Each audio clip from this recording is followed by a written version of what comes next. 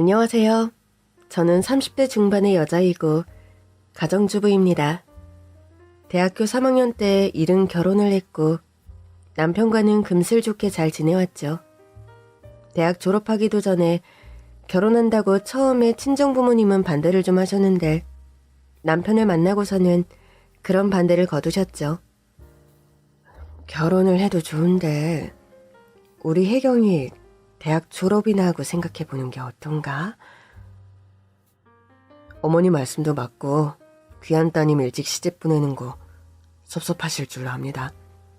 그렇지만 지금 혜경이와 함께 있는 게 너무 좋고 저도 빨리 결혼하면 더 빨리 안정되어서 하는 일도 더 잘할 자신이 있어서요. 자네가 하는 일이라는 게 구체적으로 뭔가? 대학 졸업 후 석사학위 받은 후 박사과정 중에 제가 창업을 해서 재사업하는 중입니다.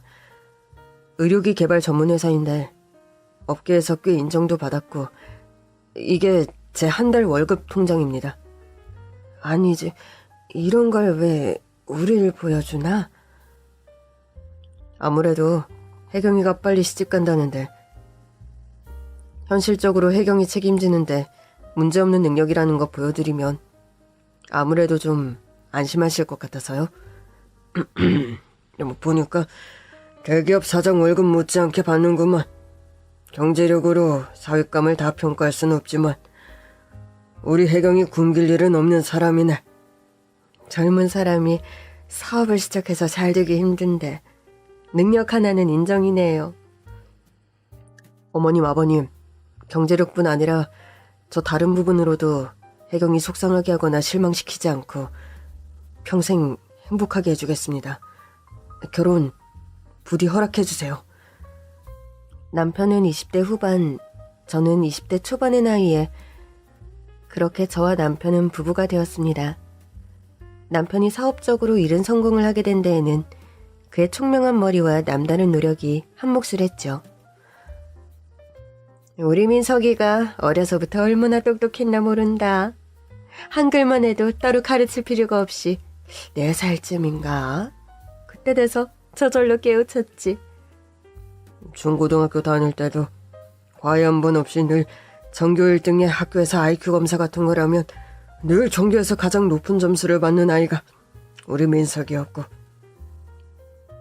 민석 씨가 어려서부터 참 똑똑했네요. 그럼 똑똑하다마다 민석이는 내 아들이어서가 아니라 머리뿐 아니라 마음씨도 참 착해서 키우며 한 번도 속상할 일이 없었단다. 민석이 때문에 우리 부부가 부부싸움을 하다가도 저절로 화해를 하곤 했지. 어머님, 아버님, 저희 민호 씨는 어려서 어떤 아들이었나요? 매일 서방님 어릴 때 얘기만 하시니까 솔직히 좀 서운하네요. 어이구 참나. 첫째 너는 무슨 말을 그렇게 하니? 우리가 언제 민석이 얘기만 했다고. 사실 그래요. 친척들 모였을 때나 지인들 왔을 때도 아이들 키울 때 얘기 나오면 맨 서방님 얘기만 하시니까 우리 민호 씨는 좀 찬밥 신세 같고 좀 그렇다고요. 너는 무슨 말본새가 그러하냐? 찬밥 신세라니. 깨물어 안 아픈 손가락이 어딨다고 그런 이상한 소리를 내? 언짢게 해드리려고 드린 말씀은 아닌데 죄송합니다. 네 언행에 따라 부모 자식 사이도 더 멀어질 수도 가까워질 수도 있다는 걸 명심하거라. 그래, 아버지 말씀이 맞다. 며느리가 중간에 하기에 따라 아들과 부모 사이가 결정되는 건데 너는 왜 자꾸 그런 이상한 소리를 하니? 알겠습니다. 언행 조심할게요. 저는 남편과 결혼하고 신혼살림을 시댁에서 시작하게 되었습니다.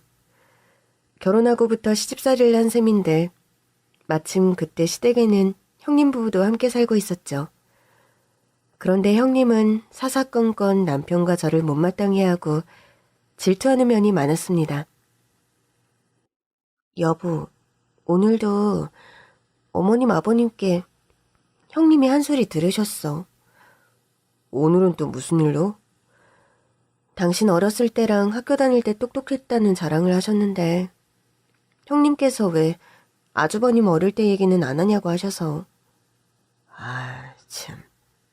형수님도 아무튼 형하고 똑같다니까. 그래서 부창부수란 말이 나오는 것 같기도 하고. 아주버님도 그런 면이 있다고? 말도 마. 그나마 형은 결혼하고 나서 덜해진 거야. 나 어려서 학교 다니고 할 때는 형 눈치를 얼마나 봤는데. 아주버님 눈치를 봤다고? 내가 학교 다닐 때 형보다 공부를 훨씬 잘했잖아.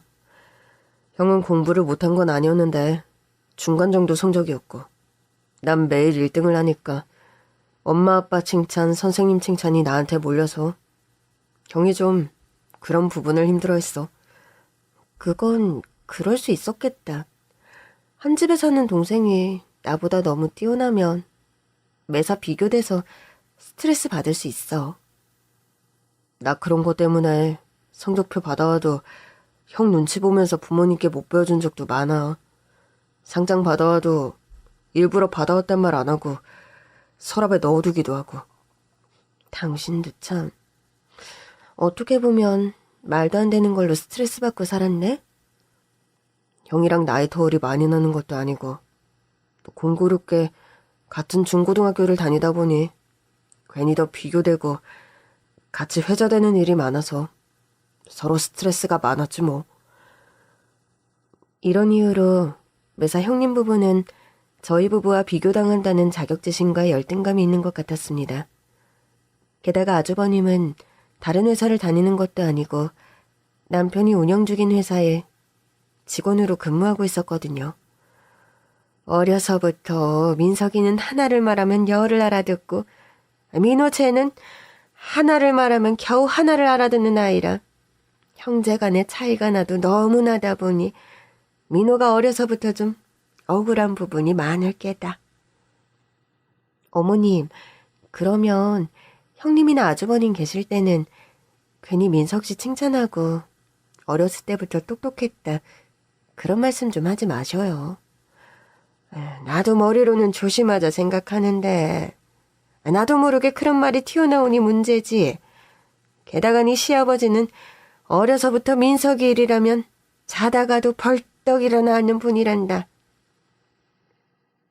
민석이는 공부 잘하고 똑똑하기만 한 게 아니라 어려서부터 천성이 효자다. 내 아들이라서가 아니라 걔는 아장아장 걸을 때부터 지혜비가 걔한테 물렸다고 제 몸집보다 크기한테 덤비던 아이라고. 네? 그건 또 무슨 말씀이세요? 아이고, 저 양반이 또 그 얘기를.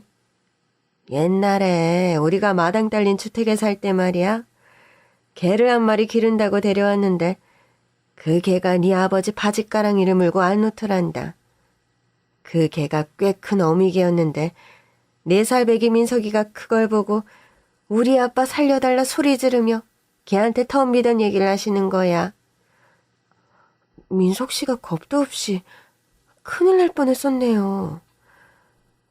내가 그날 술 취해 들어와 그런 봉변을 당하다 내 새끼가 걔한테 물리겠구나 싶어 정신 바짝 차리고 어미개를 떼어내고 민석이를 번쩍 안아 올렸었지. 아빠 죽지 마. 아빠 다치면 안 돼. 4살 배기 어린 아들이 목덜미에 매달려 울던 얘기를 지금도 틈만 나면 하신다. 네 시아버지가.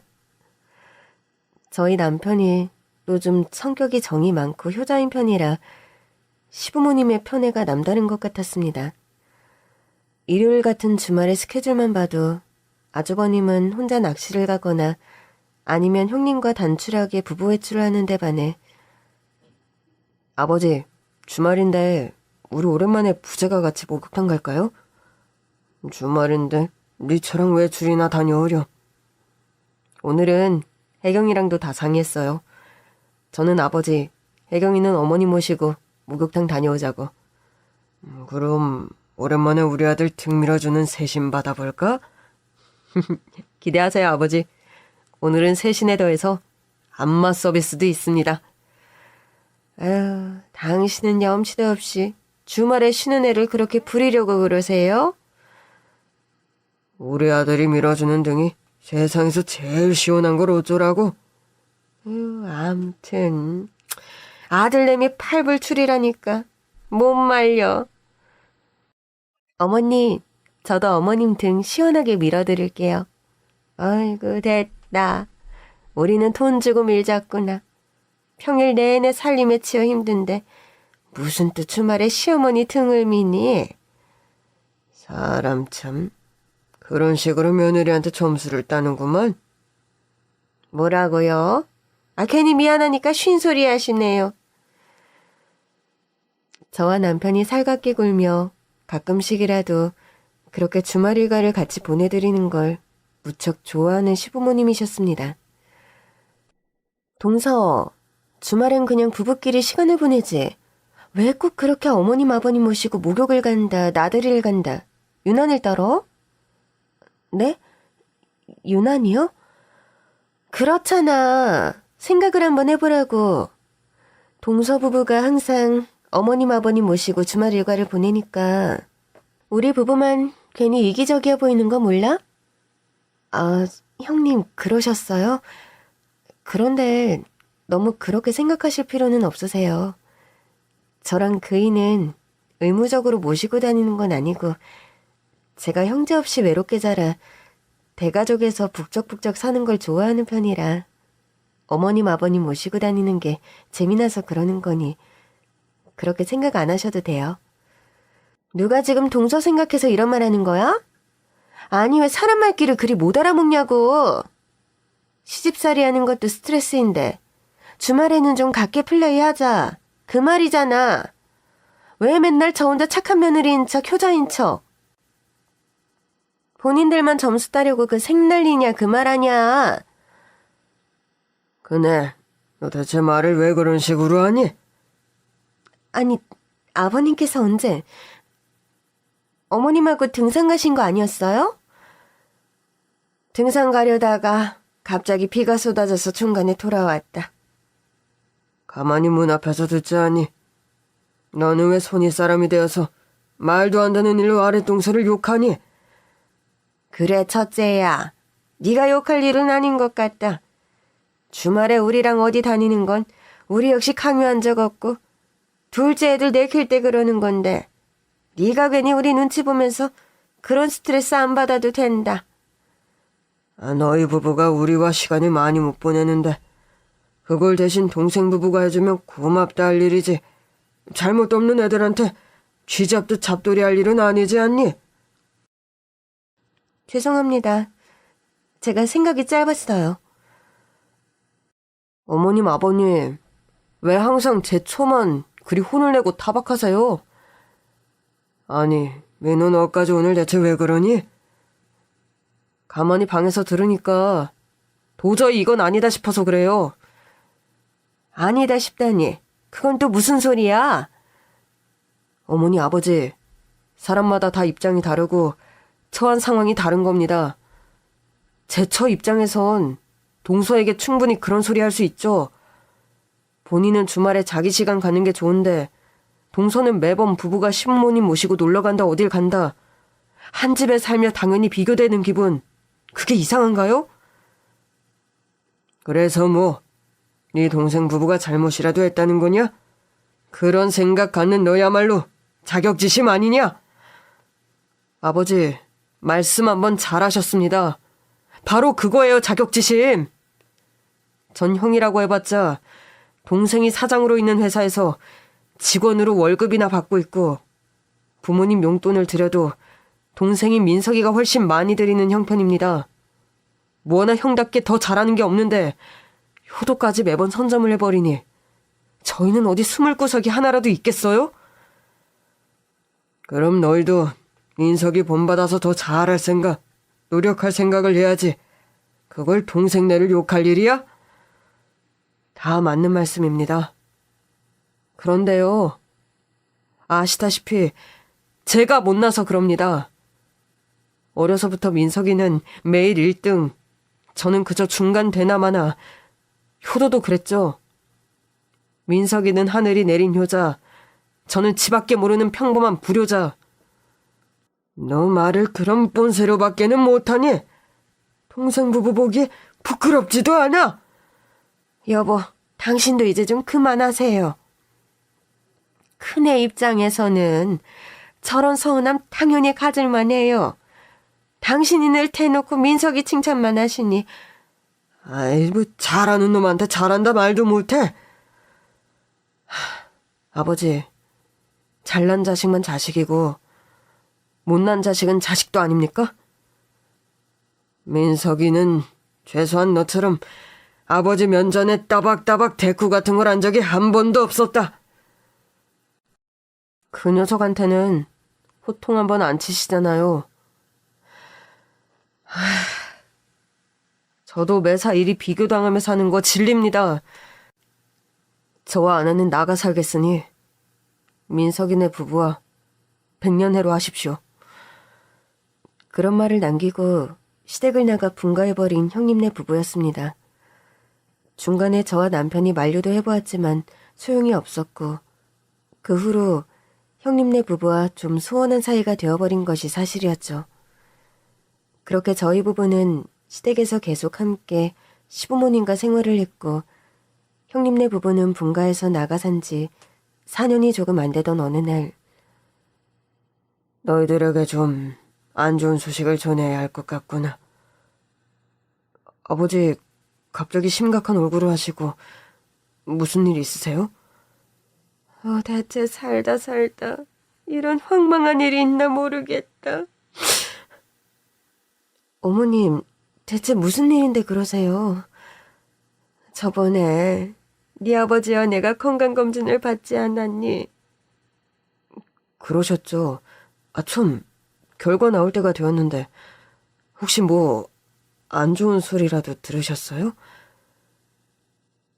네 어머니하고 나 말이다. 동반으로 암 선고를 받았다. 둘 다 시한부고. 할 게 없어. 동반으로 시한부 선고를 받다니. 아유, 너무 어이가 없어서 처음엔 아무 말이 안 나오더구나. 뭐 긴 말할 거 없고 너희는 너무 크게 걱정하지 말거라. 이미 시설도 좋고 간병 시스템 완벽하게 되어 있는 요양원도 다 알아놨어. 네 아버지와 나란히 그곳에 들어가기로 했다. 둘 중 한 명이라도 건강했더라면 나머지 한 명 간병하며 집에서 투병해도 되겠지만 그게 아니니 뭐 방법이 있겠니? 아니, 어머님, 그게 대체 무슨 말씀이세요? 며느리인 제가 버젓이 건강하게 있는데 두 분 걱정하지 마시고 집에서 병원 다니시며 투병하셔요.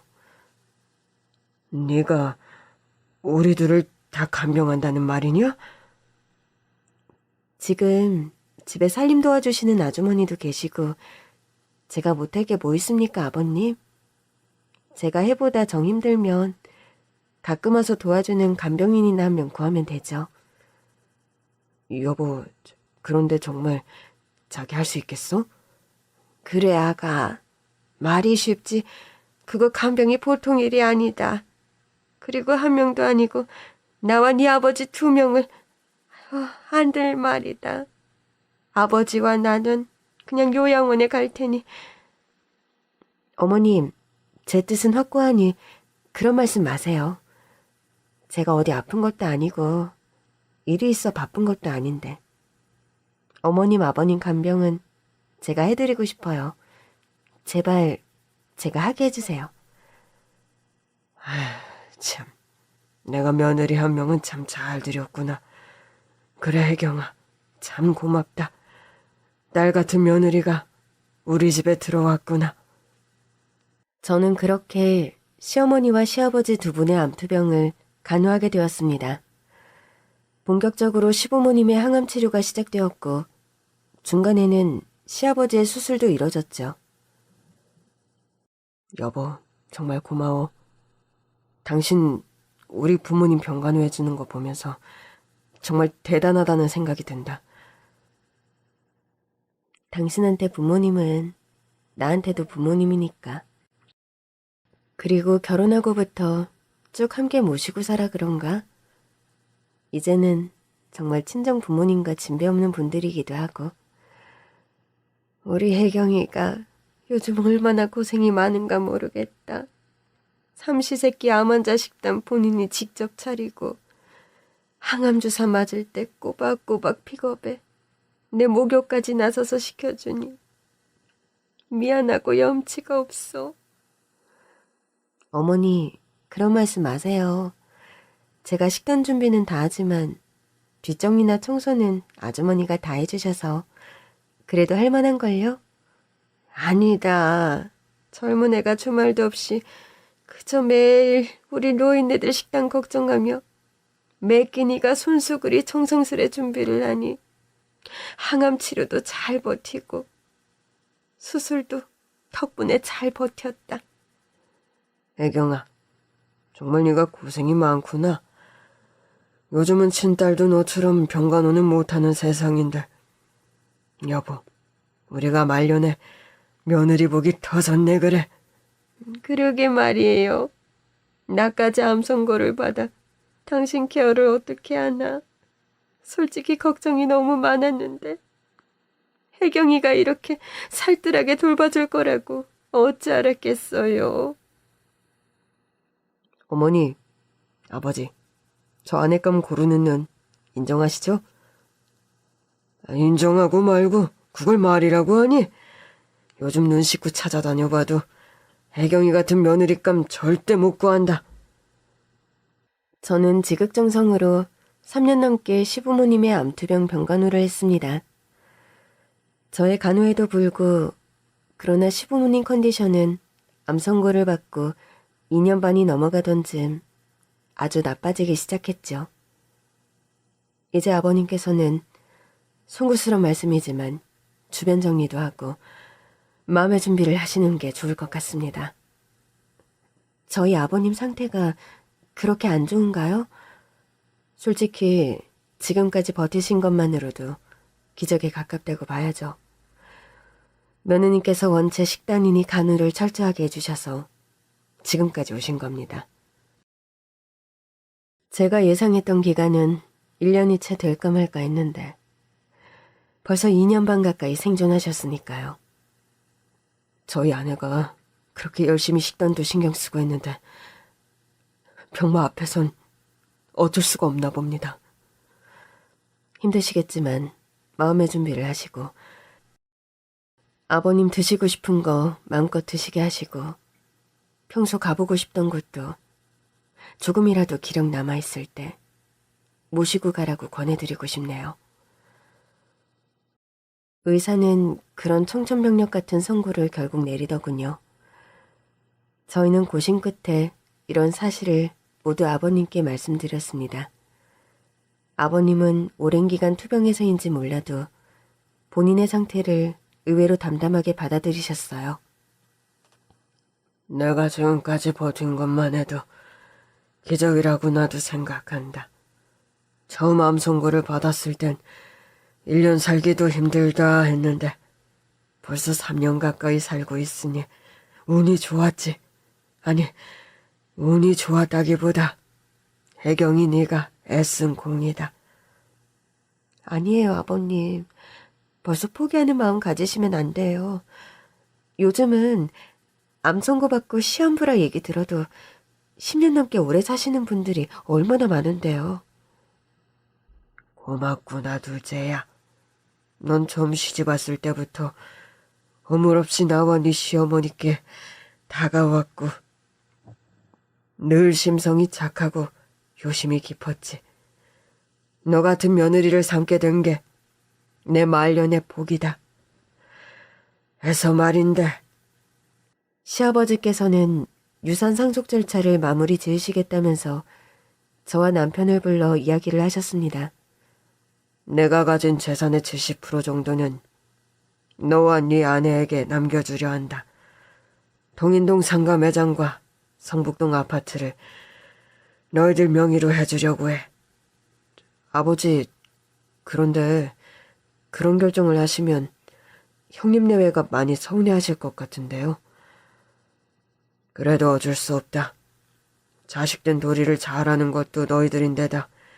솔직히 10년 넘는 기간 동안 민석이 네가 사업하며 다달이 나와 어머니에게 가져다 준 돈만 해도 얼마나 큰 돈이냐.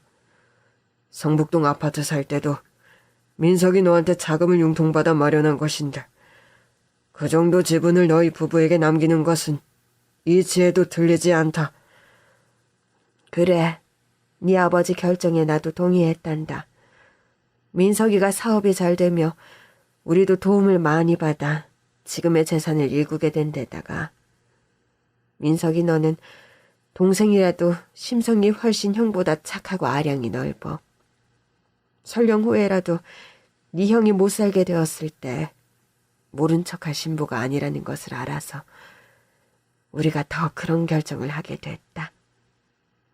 부모님이 내린 결정이니 그리 알고 너희들은 도달지 말고 나를 생각해라. 시부모님께서는 유산상속 문제에 관해 강경하게 나오셨고 저희 부부는 어쩔 수 없이 수긍하는 수밖에 없었습니다. 그런데 이 문제에 관해 엄청 노발대발하며 앙심을 품은 사람들이 있었으니 바로 형님 부부였죠. 아버지, 어떻게 마지막까지 이렇게 민석이만 편애하실 수 있으세요? 너는 어찌 예상을 벗어나지 않고 마지막까지 예백이 그리 불손하게 구는 것이냐? 아무리 생각해도 너무 불공평한 상속 아닙니까? 이 집안의 큰아들은 저인데 어떻게 저를 놔두고 둘째인 민석이한테 재산의 70%를 상속한단 말씀을 하세요? 아버님, 정말이지 너무하십니다. 동전에는 결혼한 지 오래여도 아직 후사도 없지 않습니까? 저희는 일남일녀 아이가 둘씩이나 되는데도 어떻게 저희 생각을 그렇게 조금밖에 안 하실 수 있어요? 너무너무 섭섭합니다, 아버님. 내가 암 선고 받았다 했을 때나 시한부라고 살 날 얼마 안 남았다 했을 때도 눈물 한 방울 흘리지 않던 네가 상속 관련 얘기를 듣고 그리 우는 것이냐? 아버님, 그런 것이 아니라요. 아버지, 어떻게 제 아내에게 그런 말씀을 하십니까? 미운 아이 떡 하나 더 준다는 말도 있는데 어떻게 매번 미운 아이 매질 한 번 더 한다는 식으로 저희를 대하세요? 예민호야, 너 지금 건강도 안 좋은 아버지 앞에서 무슨 말을 더 하려고 하니? 아무리 부모가 자기 모든 것을 자식한테 주는 존재라고 해도 우리 재산에 관해 너희가 그리 왈가왈부할 일은 아니다. 아버지와 충분히 의논해서 내린 결정이니 그리 알고 돌아가렴. 형님, 아주버님, 아버님 컨디션이 생각보다 많이 안 좋아요, 요즘. 병원에서도 감정적으로 흥분하는 일 피하라고 했으니 그런 말씀은 이제 그만하시는 게 좋을 것 같아요. 형, 지금 아버지가 돌아가신 것도 아니고 우리 이런 말 나눌 타이밍은 아직 아니라고 봐. 자식된 도리로 우리 이런 걸로 부모님 앞에서 다투고 그러지 말자, 응? 너 참 말 한 번 웃기게 한다. 너야 억울한 게 일도 없으니 그런 착한 말이 입 밖으로 나오는 거다. 너도 내 입장 대봐. 그런 효자 코스프레가 되나? 정말 동서나 서방님이나 가식적인 거 부창 부수네요, 정말. 여보, 더 이상 왈가왈부하지 말고 집에 가자. 여기서 뭐라고 우리 생각 말해봤자 결과는 뻔해. 우리한테 못됐다고 저들밖에 모른다고 그런 말밖에 안 돌아온다는 거 자기도 알잖아. 너희들 정말 더는 못 들어주겠다. 이런 문제로 그만 다투고 돌아가렴. 네 아버지 지금 산 사람이다. 돌아가신 분 아니야. 재산 문제는 우리 다 하늘나라로 떠나면 그때 가서 다퉈도 안 늦을 거야. 어머니, 무슨 말씀을 그렇게 하세요. 어머니가 그리 말 안 하셔도 저희 일하셔려고 했습니다. 여보, 빨리 일어나. 여기서 우리 반기는 사람 아무도 없어. 시아버지께서 돌아가시기 얼마 전 갑자기 집에 들이닥쳐 그런 큰 싸움을 하고 돌아간 형님네 부부였습니다.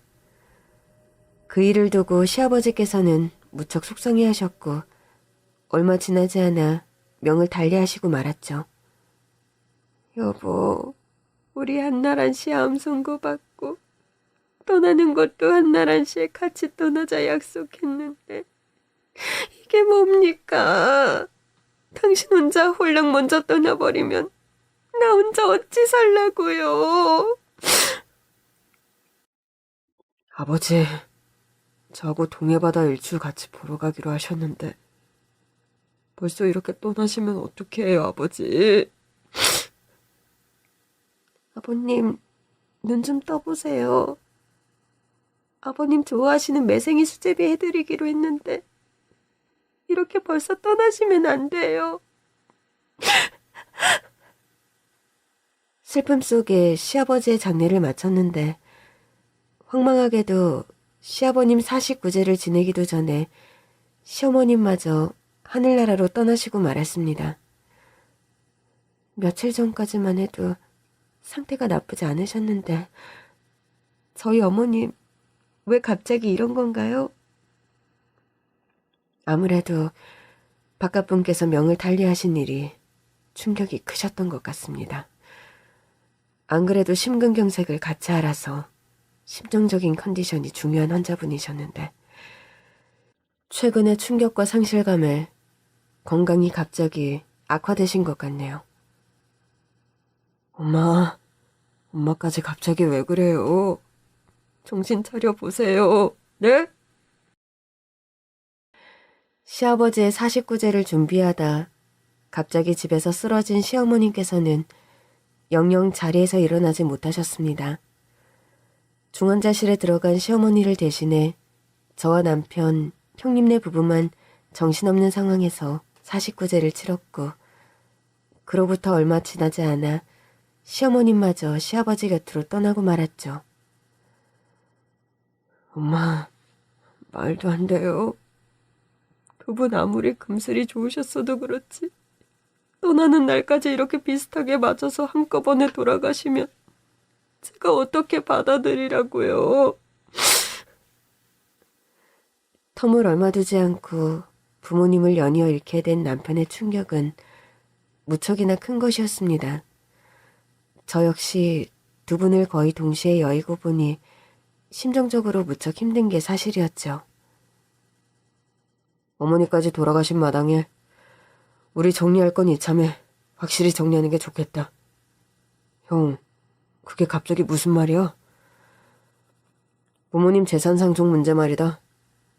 아버지께서 너희 부부에게 재산의 70%를 주겠다고 구두로 말씀하시긴 했지만 너도 그건 말이 안 된다고 생각하지? 형, 그게 아무리 중요한 문제라 해도 지금 엄마 장례식장에서 꼭 그런 이야기를 해야겠어? 형은 엄마를 잃은 슬픈 마음이 드는 이 와중에 그런 말이 꼭 하고 싶냐고. 넌 끝까지 혼자 착한 척이구나. 그래, 난 어머니 잃고도 돈 얘기부터 하는 불효자식이다. 됐니? 서방님, 그럼 간단하게 대답해 주시면 될 일 아니에요? 나도 그건 아버지 의견이 불공평하다 생각한다. 형이나 나나 똑같은 자식이니 공평하게 나누자. 왜 그런 말씀 못 하시는 건데요? 형님, 그건 아버님 생전에 남기신 말씀이 있으니 그런 건데 왜 자꾸 저희 남편을 나쁜 사람으로 몰아가세요? 여보, 당신도 그만하자. 형수님, 여기 우리 어머니 장례식장이고 빈소입니다. 엄마가요, 아직은 하늘나라 안 가시고 저희 하는 얘기 다 듣고 계실 수도 있어요. 그러니 우리 현실적인 얘기는 장례 절차 다 끝나고 나누기로 해요. 장례식장에서부터 시부모님의 재산을 가지고 왈가왈부하며 눈살 찌푸려지는 언행을 일삼는 형님 내외였습니다. 시어머니의 장례식이 끝나자마자 형님 내외는 재산 상속 문제를 가지고 법적인 소송을 시작했습니다. 아무리 형이라지만 이런 식으로 내게 나올 줄은 몰랐어. 너무 실망스럽고 배신감이 크다. 부모님을 잃은 충격에 더해 친형과 상속재산을 가지고 법적인 분쟁을 벌이느라 힘들어하는 남편이었습니다. 그즈음 남편은 사업 관련해서도 스트레스가 많은 상황이었어요. 한날은 저녁 식사를 준비하며 남편을 집에서 기다리고 있는데 아무리 기다려도 남편이 감감무소식인 겁니다. 회식이 있거나 늦는 날엔 늘 연락을 미리 하는 남편이었기에 이상하다 생각하며 식어버린 찌개를 인덕션에 올려 데우려는데 이민석 씨 아내분 되십니까? 네, 제가 아내가 맞는데 무슨 일이시죠? 남편분께서 교통사고를 당해 지금 병원 응급실에 와 계십니다. 위독한 상태니 빨리 좀 와주셔야겠어요. 저는 두방망이 질치는 가슴을 겨우 진정시키며 한달음에 병원으로 달려갔습니다. 그러나 병원 응급실 침상에서 발견한 것은 싸늘한 남편의 주검이었어요. 여보, 이게 대체 어떻게 된 일이야? 아침에 멀쩡히 아침밥 먹고 출근한 사람이 이게 뭔 일이냐고.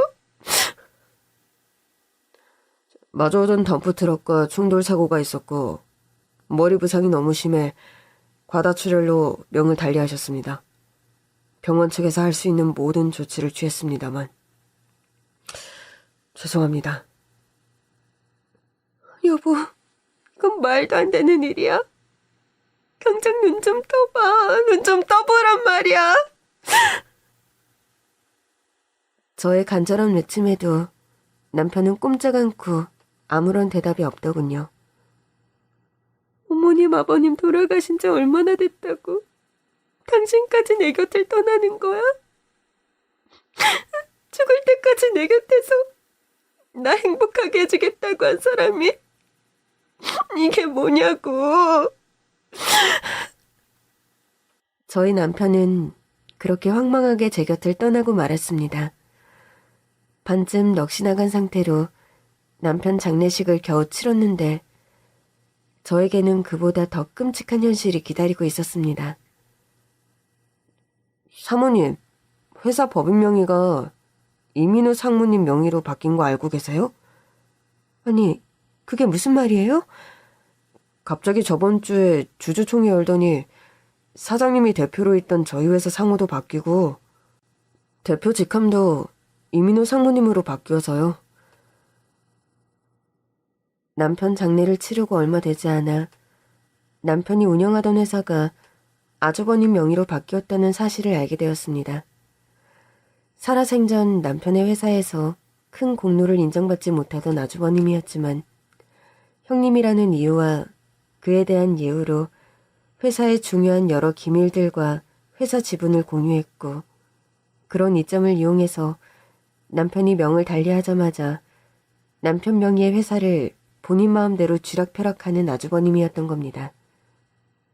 아주버님, 그이가 운영하던 회사를 어떻게 이렇게 하루아침에 회사명도 바꾸고 대표이사를 맡으면서 본인 마음대로 경영을 하시는 거예요?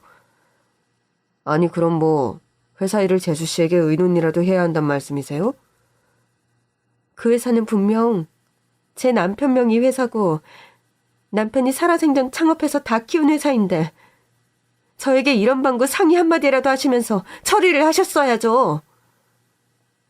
어이가 없네요. 재수 씨가 회사 경영에 관해 아는 게 뭐가 있기라도 해요? 동서, 우리 남자들 하는 바깥일에는 조용히 좀 빠져있자. 동서나 나나 회사 일에 관해 일자무식인데 괜한 욕심 부려서 뭐 하려고 그래? 형님, 아주버님, 아무리 그 사람이 지금 세상에 없다지만 그런 신부 가지시면 정말 천벌 받아요. 아내인 제가 버젓이 살아있는데 어떻게 제 권리를 그렇게 함부로 무시하고 짓밟는 건가요? 억울하면 동서도 법적인 절차를 밟아. 그리고 아버님 재산 상속 문제도 이제 동서는 거의 자격 없는 거 알지? 남편이 있기를 해. 그렇다고 뭐 자식이 있어. 동서는 이제 이씨 집안 며느리라 할 수도 없는 몸 아니야? 전 하루아침에 남편 회사를 형님 부부에게 송두리째 빼앗겨버렸고 그 충격과 화병에서 벗어나지 못해 극심한 우울증에 시달리게 되었습니다. 갑자기 명을 달리한 남편에 대한 사무치는 그리움까지 겹치면서 추운 겨울 어느 날 저는 충동적으로 나쁜 생각을 하게 되고 말았어요. 뭔가에 홀린 듯 저는 그날따라 아침 일찍부터 집을 나서 한강변 고수부지 쪽으로 걸어갔습니다. 한참을 육교 위에 서서 흘러가는 강물을 바라보고 있자니 서러운 눈물이 앞을 가리더군요. 눈을 질끈 감고 제 생애 처음으로 해서는 안 될 극단적인 선택을 하려는 순간 사모님, 이럴 때가 아니에요. 회사 다시 찾아야죠. 하며 내 손을 잡아준 건 10년 전 우리 집 가정부였습니다. 아주머니, 아니 어떻게 아주머니가 여기에... 정말 오랜만이네요, 작은 사모님. 구정도 얼마 남지 않고 해서 오랜만에 사모님 안부 찾아뵈려 댁을 찾았는데 사모님은 안 계시고 또 큰 사모님 네 분, 또 사장님까지 명을 달리하셨단 말을 동네 사람들에게 들었어요. 아, 그렇군요. 그런데 제가 여기 있는 건 어찌하셨어요? 작은 사모님께서 옛날부터 여기 산책하는 거 좋아하셨잖아요. 이른 아침이면 여기 산책로 조깅하는 거 자주 하셨던 거 기억이 나서 혹시나 하는 마음에 와봤는데 지금 대체 뭐 하시는 거예요? 다 들어서 아신다지만 아주머니, 제 인생에는 이제 남은 것이 아무것도 없어요. 어머님, 아버님 다 명을 달리하신 데다 남편마저 하늘나라로 제 인생에 소중한 것이 하나도 남아있질 않다고요. 사장님 회사 형님 네 분께 뺏기셨다면서요? 당연한 권리를 뺏겼는데 당장 찾아와야죠. 안 그래요? 무슨 수로요? 억울하지만 딱히 방도가 없어요. 사모님, 저를 좀 믿고 따라오세요. 저 한번 믿어보시겠어요? 그 가정부 아주머니는 약 10년 전 결혼 초기에 시댁에서 일하던 가사 도우미셨습니다. 그 당시 저는 아주머니와 아주 친하게 지냈어요. 일찍 사별하고 홀로 아들을 키우는 아주머니가 같은 여자로서 안 되어 보이기도 해서 물심양면으로 많이 도와드린 게 사실이었죠. 그 옛날 작은 사모님께서는 제 아들과 저에게 수호천사나 다름없는 분이셨어요. 제가요? 네, 그럼요. 철마다 안 입는 옷들 다 물려주시고 때로 그 옷들은 택도 안 뗀 새 옷들도 많이 있었어요. 게다가 저희 아들, 그때 작은 사모님 내외 도움 아니었음 고등학교도 제대로 졸업 못했을 거예요. 지금 성은이가 대학생 아니면 직장인쯤 되었나요? 그때 사모님 네 분께서 학비 지원해 주셔서 대학도 가고 최근엔 박사학위도 무사히 받았어요. 대학부터 박사까지 모두 초스피드, 최연소로 졸업하며 학위니 다 마쳤고요. 맞아. 지금 생각해보니 성은이가 그때도 지역서 이름난 천재라고 유명했잖아요. 축하드려요, 아주머니. 사모님, 저 축하받자고 사모님 찾아온 거 아니에요. 과거에 받은 은혜 되갚고 못된 형님 내외 대신 복수해드리려고 찾아온 거예요. 인생의 절망 끝에서 전 기적처럼 그 옛날 과거의 가정부 아주머니를 만났고 그날부터 제 인생은 대박에 가까운 반전을 맞게 되었습니다. 알고 보니까요. 그 아주머니의 아들 성훈이는 남편이 전공한 분야에서 아주 천재라는 소문을 듣는 전문가가 되어 있더라고요. 또 학위를 받은 후에 남편과 같은 분야의 사업을 준비 중이었고 전 성훈이와 손을 잡기로 했습니다. 사모님, 사장님께서 회사 운영하실 때 쓰던 자료나 컴퓨터 뭐 가지고 계신 게 있으세요? 전 성훈이의 부탁에 남편의 업무용 컴퓨터와 서재에 있던 회사 자료들을 모두 넘겼습니다. 그리고 법적인 분쟁 끝에 시부모님 재산의 절반 정도를 제 명의로 받을 수 있었고 그 자금을 모두 성훈이의 창업 자금에 투자했죠. 저와 성훈이를 믿고 이렇게 과감하게 투자해 주셔서 정말 감사드려요, 사모님. 제가 이제 믿을 사람은 아주머니하고 성훈이밖에 없으니 잘 부탁드려요. 최대한 빠른 시일 내에 업계에서 자리를 잡은 다음 사모님 묵은 원한 모두 풀어드리겠어요. 참, 그리고 그런 우여곡절을 겪으며 저에게 기적 같은 소식이 찾아왔습니다. 남편이 명을 달리하고 한 계절 정도가 지났을 즈음 전 제가 임신했다는 사실을 뒤늦게 알게 되었어요.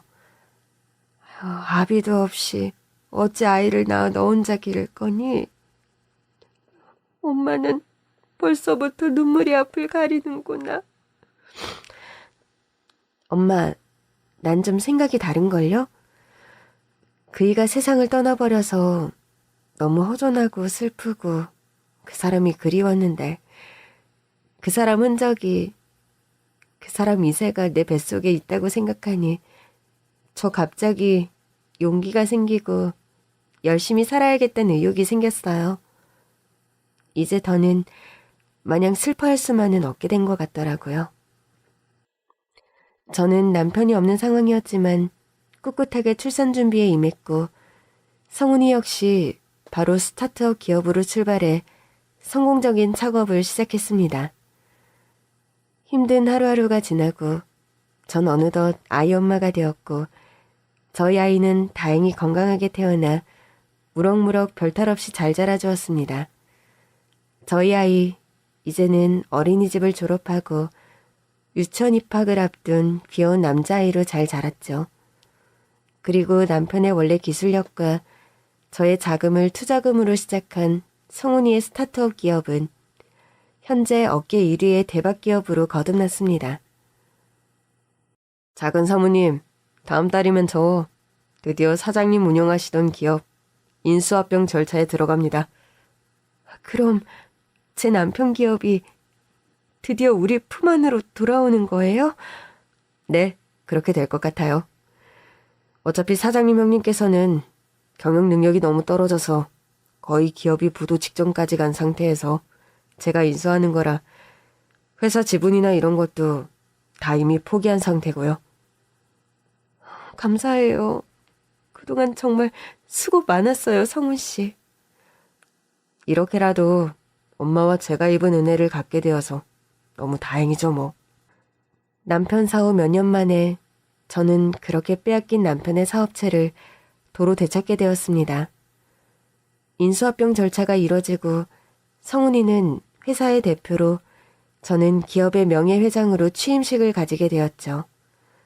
떠들썩한 취임식 파티가 끝나고 회사 잔디밭에서 어린 아들이 뛰어노는데 참 감회가 남다르더군요.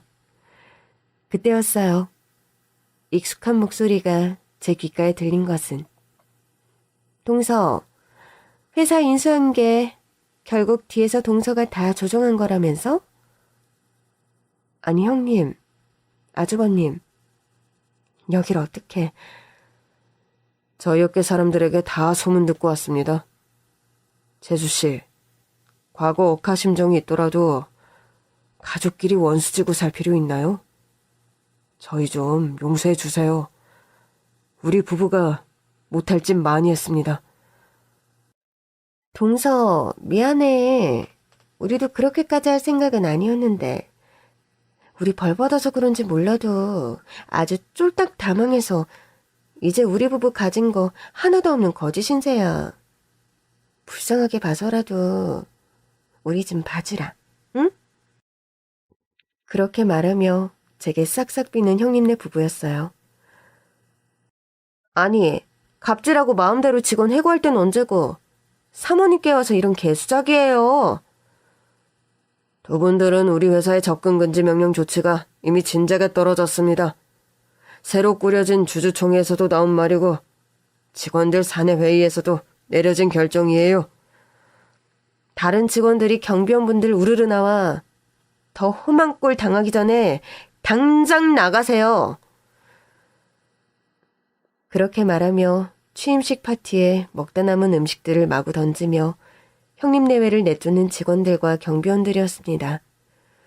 전 딱히 만류하지 않았고 슬쩍 미소 지으며 그 모습을 구경했죠. 엄마, 여기가 아빠가 원래 일하던 회사예요? 그렇단다. 우리 영은이가 엄마 뱃속에 있을 때 아빠는 하늘나라로 가셨지만 그 전까지 이 회사의 사장님이셨어. 엄마, 사장님은 좋은 거예요? 그럼 좋은 거고 훌륭한 거고 되기도 어려운 거란다. 아빠는 그럼 훌륭한 사람이었네요? 그럼 영훈이 아빠는 세상에서 가장 훌륭하고 또 엄마를 많이 사랑하는 분이셨단다. 엄마, 영훈이 아빠 보고 싶어요. 엄마도 아빠가 많이 보고 싶어. 어린 아들을 꼭 껴안고 오랜만에 둘러보는 남편 회사의 전경이 감회가 남다른 게 사실이었습니다. 남편은 곁에 없지만 그래도 억울하게 빼앗긴 권리를 되찾았다는 것. 남편이 이룬 인생에서의 모든 업적을 아들이 보는 앞에서 제가 지켜냈다는 것에 저는 제 스스로를 칭찬해주고 싶은 마음입니다. 물론 그 과정에서 고마운 분들의 도움이 있었던 게 사실이지만요. 남편과 제가 그 옛날에 만약 가정부 아주머니의 어려운 형편을 모른 척 했더라면 아마 지금처럼 제가 위기를 극복하고 남편의 권리를 뒤늦게나마 되찾는 일은 불가능했을지도 모르겠죠. 상대의 어려움을 모른 척하지 않고 인간적인 애정을 가지고 순수하게 도움을 줄 때 서로에게 귀인이란 그런 순간에 탄생하는 것 같습니다. 가정부 아주머니는 툭하면 제게, 작은 사모님은 저와 아들에게 귀인이다라고 말씀하셨지만 이젠 가정부 아주머니와 아들 성훈이가 제게 귀인이 되었으니까요. 앞으로 살아나가며 제가 먼저 누군가의 소중한 귀인이 될 수 있는 사람이 되었으면 좋겠습니다. 그런 사람이 되기 위해 하루하루 파이팅 하렵니다. 긴 얘기 들어주셔서 감사합니다.